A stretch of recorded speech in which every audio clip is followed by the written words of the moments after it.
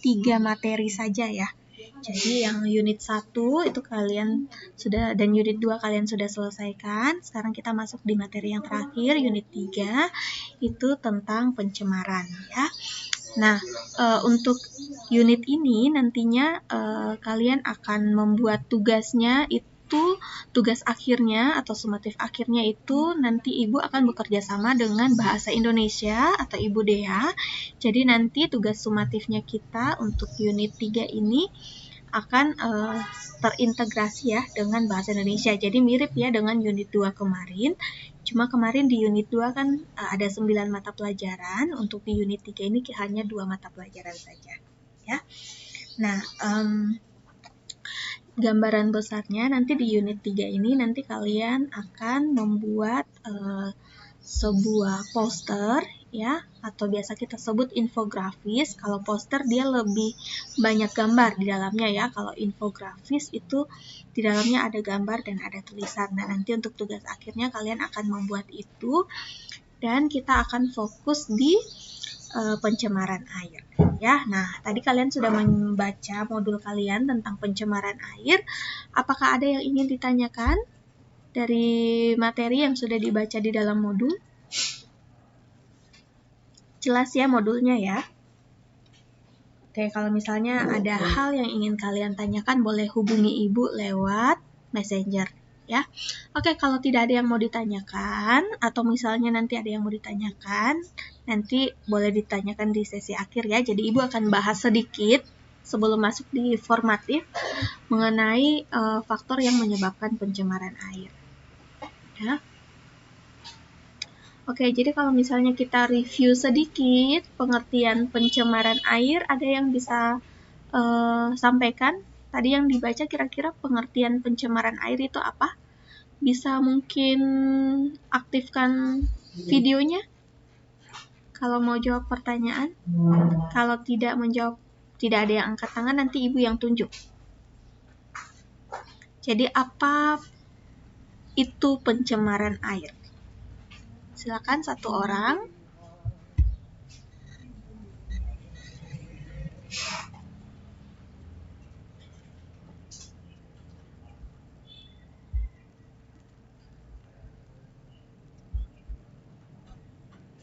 Oke, kalau tidak ada Ibu tunjuk berarti ya. Melihat daftar nama dia dulu di sini. Oke, saya mau dengar suaranya Christian Liando. Oke, Christian Liando, silakan diaktifkan speakernya dan kameranya. Pertanyaan saya tadi adalah apa pengertian dari pencemaran air? Silakan Christian Liando.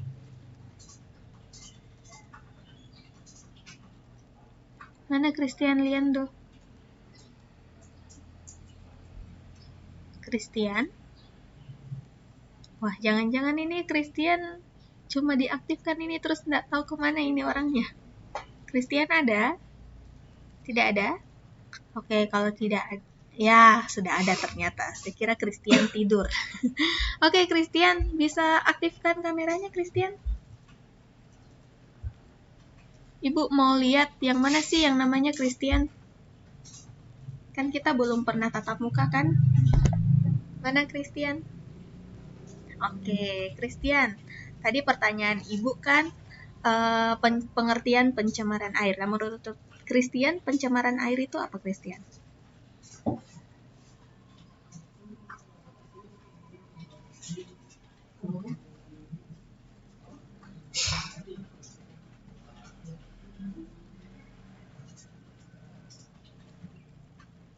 Oke, good job Christian. Terima kasih untuk jawabannya. Iya, jadi tadi Christian sudah bilang ya, oh pencemaran air itu karena ulah makhluk hidup ya. Dan biasanya terjadi di perairan ya, ada sungai, ada laut, ada danau. Nah, ada yang mau menambahkan lagi jawaban dari Christian? Kira-kira pencemaran air itu terjadi ketika ada apa yang masuk ke dalam air? Saya mau dengar suaranya Arnila Gita. Arnila, silakan aktifkan videonya. Mana Arnila?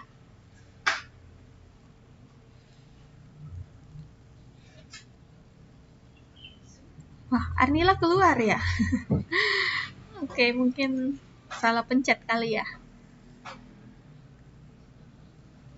Oke, Arnila, Sisilia deh, ganti Arnila dulu. Sisilia Artalita. Boleh aktifkan videonya, Sisilia. Oke, Sisilia. Nah, tadi kan sudah dijelaskan ya oleh Christian kalau pencemaran air itu terjadi karena ulah manusia. Nah, pertanyaan Ibu kan kalau pencemaran air itu berarti ada sesuatu gitu yang masuk ke dalam air ya. Nah, apa yang masuk ke dalam air sehingga air itu tercemar?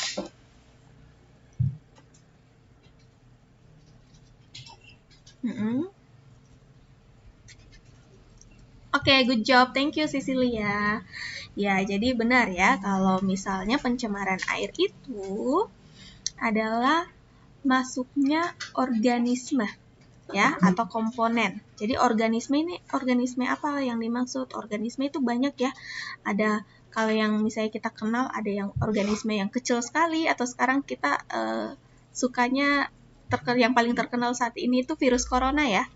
Virus corona juga termasuk organisme ya, yang mikro gitu, yang tidak terlihat. Nah, itu juga ketika organisme-organisme tersebut masuk ke dalam air atau zat-zat tertentu, itu karena kegiatan manusia, maka disitulah terjadi pencemaran. Tetapi kalau misalnya ada hal-hal begitu ya yang ketika masuk ke dalam air bukan berarti organisme masuk ke dalam air pencemaran. Misalnya kalau misalnya saya manusia masuk ke dalam air ke sungai, begitu mandi di sungai itu langsung masuk pencemaran Bu gitu ya. Jadi di sini ada intinya itu adalah kualitas air itu menurun ya, sehingga tidak dapat digunakan lagi sebagaimana mestinya. Nah, itu yang dimaksud dengan air yang tercemar. Nah, kalau tadi di modulnya kalian sudah lihat ya, kalau ciri-ciri air yang tercemar itu kita bisa lihat dari 3 hal. Nah, 3 hal itu apa saja? Ada yang bisa sampaikan 3 hal itu apa saja ya? Yang bisa menyebabkan, yang kita bisa tahu air itu tercemar dari 3 hal ini. Ada yang mau jawab? Oke, silahkan Sisilia.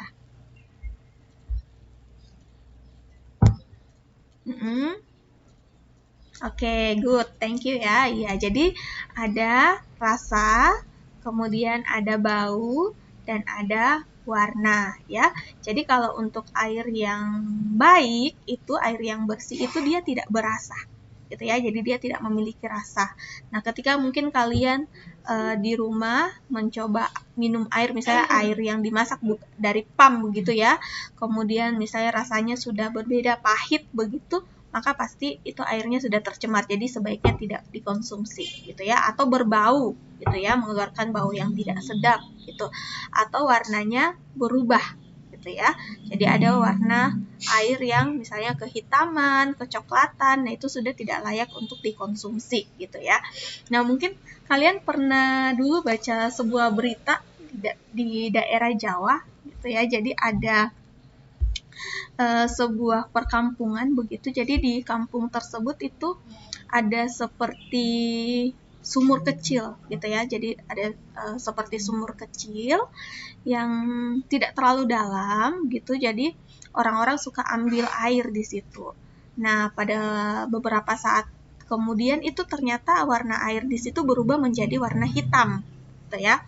Warna airnya warna hitam. Tapi kan biasanya kita orang Indonesia suka sekali dengan yang namanya tahayul begitu ya. Jadinya akhirnya diberitakanlah di situ kalau ternyata katanya air sumur itu kalau dikonsumsi dapat menyembuhkan gitu.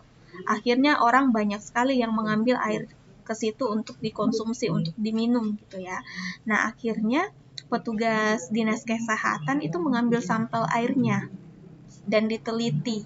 Nah, ternyata yang membuat warna air itu berubah jadi hitam karena terkontaminasi oleh limbah dari pembuangan feses ya, atau tinja gitu. Jadi ternyata itu warnanya berubah jadi warna hitam karena airnya itu sudah terkontaminasi dari air tinja gitu. Nah, bayangkan ya, sudah banyak sekali orang yang mengkonsumsi air tersebut, air yang tercemar itu. Nah, itu makanya fungsinya kalian sekarang belajar supaya nantinya tidak mengalami hal yang sama, ya. Nah, oke, next berikutnya ya. Nah, kita lihat ya, sekarang kita fokus di faktor penyebab pencemaran air. Nah, nantinya ini yang akan menjadi formatif satu kalian. Jadi, kita fokus di faktor penyebab pencemaran air. Jadi, ada 3 faktor yang menyebabkan pencemaran air. Yang pertama itu adalah limbah industri, kemudian ada limbah rumah tangga, kemudian ada limbah pertanian. Ya. Nah, dari limbah industri ini, itu ada yang dinamakan limbah organik dan limbah anorganik. Ada yang bisa menyampaikan apa sih bedanya limbah organik dengan anorganik? Siapa yang bisa memberitahukan ke saya? Oke, saya tunjuk Konstantino, Adlan. Ayo, Konstantino, bisa aktifkan kamera dan speakernya.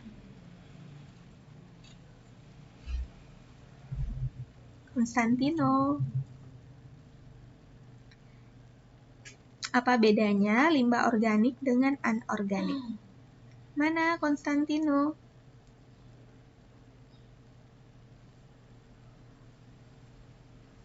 Konstantino? Oh, webcamnya error. Oke, bisa bersuara tidak Konstantino? Oke, bisa. Baik. Apa bedanya limbah organik dengan anorganik?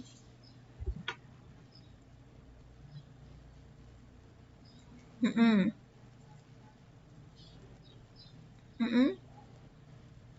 Oke, sulit untuk terurai. Thank you, Konstantino. Ya, jadi jawaban Konstantino menggambarkan dengan jelas ya apa perbedaan limbah organik dengan anorganik. Jadi sebenarnya ketika kita berbicara tentang organik dengan anorganik, itu kita lihat dari pengurai, ya. Makhluk hidup pengurai. Makhluk hidup pengurai itu kan kalian sudah belajar ya di SD kemarin ya, yang menguraikan itu kan ada bakteri, kemudian ada jamur gitu ya, itu semua pengurai gitu ya. Nah, sama ya kalau misalnya kita manusia meninggal itu kan kita diuraikan gitu ya, diuraikan oleh bakteri, oleh jamur gitu sehingga terjadi pembusukan gitu. Nah, organik ini adalah yang bisa diuraikan oleh mikroorganisme yang bertugas untuk mengurai ya. Jadi yang intinya yang bisa busuk gitu ya. Sedangkan anorganik ini tidak bisa diuraikan dan dia bisa bertahan sampai beratus-ratus tahun bahkan berjuta-juta tahun gitu ya. Nah, itu limbah industri ya. Limbah industri artinya hasil pembuangan atau sampah yang diperoleh dari industri. Jadi industri banyak sekali ya, ada industri kertas, ada industri misalnya pembuatan tahu, pembuatan tempe ya. Jadi banyak sekali industri yang kecil ataupun yang besar ya. Itu pasti semuanya memiliki limbah atau sampah pembuangan dari hasil-hasil industrinya. Nah, kemudian yang kedua itu ada limbah rumah tangga. Ini yang paling dekat dengan kehidupan kita ya sehari-hari ya. Nah, limbah rumah tangga ini juga dibagi dua juga. Jadi sama dengan limbah industri, dia terdiri atas organik dengan anorganik ya. Limbah organik yang dari rumah tangga misalnya sisa-sisa makanannya kita. Kemudian ada apa lagi kalau limbah organik dari rumah tangga? Banyak ya sisa-sisa potongan sayur gitu. Cuman kan limbah organik ini kalau kita orang Toraja masih bisa digunakan ya untuk makanan babi gitu ya. Untuk makanan ternak itu masih bisa digunakan. Cuma mungkin di daerah lainnya itu biasanya akan dibuang ya. Dan akhirnya dibuang ke sungai misalnya atau dibuang ke got dan akhirnya itu menjadi mencemari air. Kemudian ada limbah anorganik, misalnya ada kalau kalian makan Indomie, ada bungkus Indominya itu limbah-limbah organik. Kemudian ada botol aqua, kalau kalian habis minum aqua ya, beli aqua atau minum susu kotak, itu kotaknya itu merupakan limbah anorganik ya. Oke, kemudian yang berikutnya itu ada limbah pertanian. Nah, limbah pertanian ini juga terdiri dari dua, ya, ada pupuk dan ada pembasmi hama. Jadi keduanya ini sangat sering digunakan di industri pertanian gitu ya.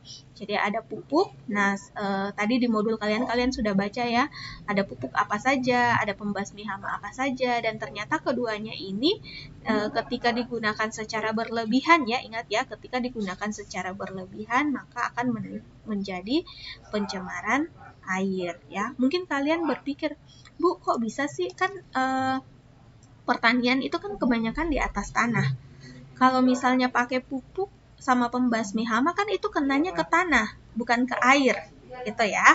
Nah, mungkin kalian bisa lihat kembali modul sebelumnya yang perkenalan itu kan di dalam tanah itu ada namanya air tanah, ya.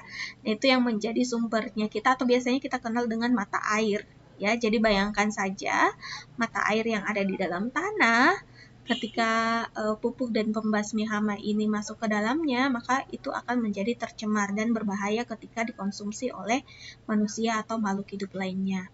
Ataupun misalnya kita tahu ya bahwa ketika hujan pasti itu air akan mengalir gitu ya. Nah, ketika pupuk atau pembasmi hama ini, misalnya pupuk ya, pupuk ini misalnya teralirkan begitu ke sungai atau ke danau, maka pupuk ini akan membuat tumbuhan-tumbuhan yang ada di danau itu menjadi subur, ya. Atau misalnya kita ambil contoh eceng gondok gitu ya.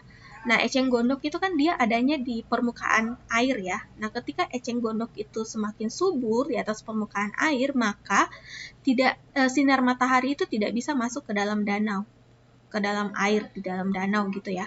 Sehingga apa yang terjadi? Kalau misalnya matahari tidak masuk ke dalam danau, apa yang terjadi? Tidak bisa menembus ke dalam. Ada yang tahu apa yang terjadi? Ada yang tahu? Tidak ada? Oke, yang terjadi adalah tumbuhan yang ada di dalam air itu tidak bisa berfotosintesis. Ya, ketika tumbuhan yang ada di dalam air tidak bisa berfotosintesis, maka mereka tidak bisa menghasilkan oksigen. Sedangkan oksigen ini dibutuhkan oleh makhluk hidup yang hidup di dalam air untuk bernafas. Ya, nah, itu yang akan terjadi. Oleh karena itu sangat penting sekali untuk kita mengurangi penggunaan pupuk ya dan pembasmi hama sehingga air itu tidak tercemar. Oke. Nah, ini ya tadi ya, kembali ya perbedaan sampah organik dengan sampah anorganik gitu ya. Jadi ada untuk sampah organik itu ada daun-daun yang kering, kulit pisang, apel, pokoknya semua yang bisa mengalami pembusukan itu disebut sampah organik atau kita biasa sebutnya limbah ya, limbah organik atau sampah organik ya. Kemudian yang tidak bisa terurai, tidak bisa busuk itu ada plastik, ada kaleng, ada kertas, ada beling atau kaca, itu semuanya merupakan sampah anorganik ya. Nah, kemudian nih ya, penggunaan pupuk ya dan pembasmi hama, ingat semuanya ini adalah hal-hal yang dapat mempengaruhi pencemaran ya, dapat mencemari hal-hal yang ada di sekitar kita. Nah, sampai di sini apakah ada yang ingin kalian tanyakan? Tidak ada ya. Oke, kalau tidak ada, Ibu akan menjelaskan tentang tugas formatif kalian yang akan kalian kerjakan setelah ini. Oke, tunggu sebentar ya.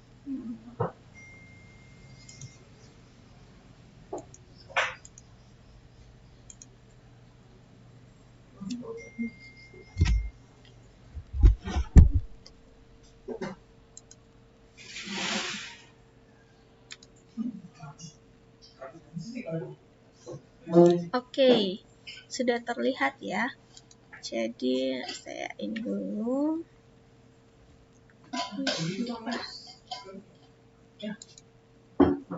Susah kalau plastik kuncinya setengah mati. Jadi ini baru formatif 1 kita ya. Oke, jadi nanti tugasnya kalian ini ya. Karena kemarin kan kalian sudah ini ya, sudah belajar bagaimana cara membuat mind map ya. Di sebelum libur kemarin Ibu sudah kasih ininya PowerPoint-nya bagaimana cara untuk membuat mind map. Jadi untuk minggu ini di formatif 1, 2, dan 3 nanti itu tugasnya selalu akan membuat mind map. Jadi penting sekali untuk kalian belajar bagaimana membuat mind map. Nah, untuk formatif 1 ini mind map yang akan kalian buat, yang pertama itu kalian harus membaca buku paket. Ingat ya, buku paket yang kita gunakan ini buku paket semester 2. Ya, halaman 52 sampai 54. Kemudian topiknya itu faktor yang menyebabkan pencemaran air. Ya, jadi yang dampak pencemaran air, kemudian cara menanggulanginya itu belum sampai di situ. Jadi jangan dibaca dulu yang itu, ya, karena kita baru bahas tentang faktor yang menyebabkan pencemaran air. Jadi hanya halaman 52 sampai 54 saja. Halaman yang mengenai dampak pencemaran air itu tidak usah dimasukkan dulu, ya. Nah, tugasnya adalah buatlah sebuah mind mapping dari materi faktor yang menyebabkan pencemaran air dengan mengikuti langkah-langkah berikut. Nah, kemarin kan kalian sudah diberitahu bagaimana cara membuat mind mapping. Jadi di sini silakan kalian isi. Topik utamanya apa? Jadi kalian mau kasih judulnya apa? Gitu. Misalnya kan di sini faktor penyebab pencemaran air. Kalian mau tulis saja penyebab pencemaran air, boleh. Gitu. Ya, atau mau tulis faktor penyebab pencemaran air, boleh. Terus kalian cari anak gagasan utamanya apa? Ya. Anak gagasan utamanya apa? Kemudian kata-kata kuncinya apa? Ya, kemudian kalau misalnya kalian mau tambahkan simbol atau ilustrasi itu boleh. Oke? Nah, nanti setelah kalian sudah isi semua keempat langkah ini, baru silakan kalian boleh membuat mind mapping-nya di kertas, ya. Kalau misalnya yang sudah pandai sekali menggunakan komputer atau laptop, kalian boleh buat di Microsoft Word. Kalau misalnya belum terlalu tahu menggunakan Microsoft Word, kalian boleh gunakan kertas A4 atau F4, kemudian digambar secara langsung, gitu ya. Boleh siapkan pensil warna. Kemarin kan sudah diberitahu ya, kalau misalnya mau buat mind mapping itu harus siapkan apa saja. Ya, kalau misalnya di rumah tidak ada kertas A4 atau F4, kalian boleh gunakan buku gambar. Nah, kalau tidak punya buku gambar, berarti kalian boleh gunakan buku tulis 2 halaman, ya. Jadi gunakan buku tulis pakai 2 halaman. Kenapa harus 2 halaman? Supaya gambar kalian itu bisa terlihat lebih besar, gitu ya. Jadi tidak kecil begitu. Jadi misalnya kalian pakai buku tulisnya kecil ya. Jadi pakai 2 halaman begini. Jadi pakai ini dua-duanya. Jadi nanti topik utamanya kalian tuliskan di tengah, kemudian bisa tangkai-tangkainya kemana gitu. Jadi terserah kalian nanti mau gambarnya pakai apa gitu. Kalau kemarin kan yang dicontoh ibu gambarnya awan-awan gitu ya. Jadi nanti terserah lah kalian pikirnya, bagus ya kalau misalnya ini kan pencemaran air, saya mau gambar buat gelembung-gelembung air misalnya. Jadi itu tergantung kalian ya kreativitasnya. Oke, sampai di sini apakah ada yang mau ditanyakan mengenai tugasnya? Sudah jelas ya? Oke, kalau sudah jelas, setelah ini kalian boleh, saya akan upload tugasnya di Google Classroom, kalian boleh kerjakan sampai jam 11. Kalau misalnya nanti belum selesai sampai jam 11, kalian bisa lanjutkan, dikumpulkan paling lambat jam 3 sore. Ya? Oke, sampai di sini pertemuan kita. Terima kasih kelas 71 sampai dengan 72.